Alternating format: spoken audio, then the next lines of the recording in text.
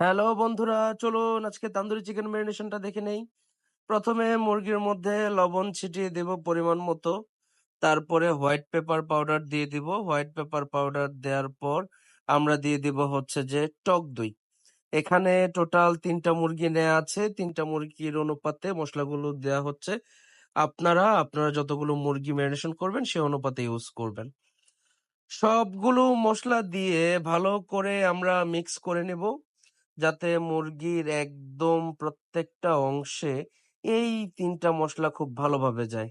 এই ৩টা মসলা আপনি কত ভালোভাবে মুরগির মধ্যে মেশাতে পারলেন তার উপরেই কিন্তু তান্দুরির টেস্ট ডিপেন্ড করবে। তারপর হচ্ছে আমরা একটা ডিম ভেঙে দিলাম। ডিম দেওয়ার কারণ হচ্ছে আমরা পরবর্তীতে যে মসলাগুলো দিব সে মসলাগুলো যাতে খুব ভালোভাবে কোটিং হয়ে থাকে মুরগির গায়ে। ডিমটা মিক্স করার পরে এর মধ্যে হচ্ছে যে আমরা সিক্রেট একটা কাবাব মসলা দিলাম। ইনশাল্লাহ এই সিক্রেট মসলার রেসিপি একদিন শেয়ার করব। তারপর হচ্ছে পর্যাপ্ত পরিমাণে গুঁড়া মরিচ ঢেলে দেব।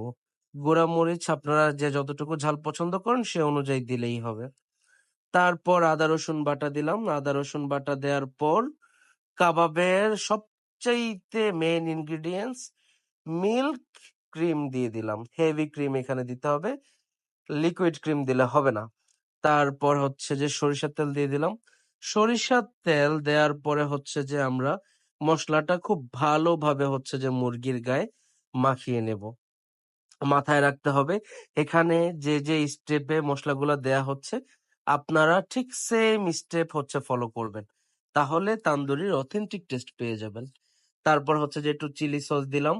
চিলি সস দেওয়ার পর এ পর্যায়ে একদম ভালোভাবে মুরগিটাকে আমরা মিক্স করে নেব, যাতে মুরগির প্রত্যেকটা অংশে মশলাটা লেগে যায়। কাবাব বা তান্দুরি চিকেনে খুব আহামরি মশলা দিতে হয় না। এই সিম্পল ট্রিক্স আর হচ্ছে প্রসেসটা ফলো করতে পারলে খুব সুন্দর একটা ফ্লেভার আসে, একদম রেস্টুরেন্টের মতো ফ্লেভার। তারপর দিয়ে দিলাম বুটের ডালের বেসন। বুটের ডালের বেসনটা দেওয়ার কারণ তাহলে হচ্ছে তান্দুরিটা যখন আমরা পুড়বো কয়লায় তখন হচ্ছে যে খুব সুন্দর একটা গ্রেভি টেক্সচার আসবে। তারপর দিয়ে দিলাম আরেকটা সিক্রেট ইনগ্রিডিয়েন্টস, সেটা হচ্ছে প্রাণ নাগা আচার। প্রাণ নাগা আচারটা যদি কোনো কাবাবে ইউজ করা হয় তাহলে অথেন্টিক রেস্টুরেন্টের ফ্লেভারটা আপনারা পেয়ে যাবেন। সবশেষে চাট মশলা দিয়ে আমাদের ম্যারিনেশন প্রসেস কমপ্লিট করে 6 থেকে 12 ঘন্টা আমরা হচ্ছে যে রেখে দিব।